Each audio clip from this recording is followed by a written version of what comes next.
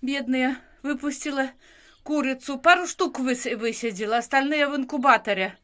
Так дубася, слушайте, чуть сердце мое не разорвалось. Добро, что зашла. Вроде бы сразу и ничего.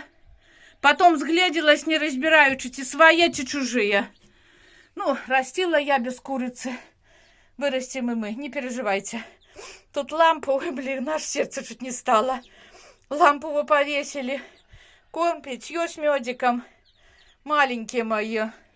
Я сразу вроде бы неплохо и начала звать к себе.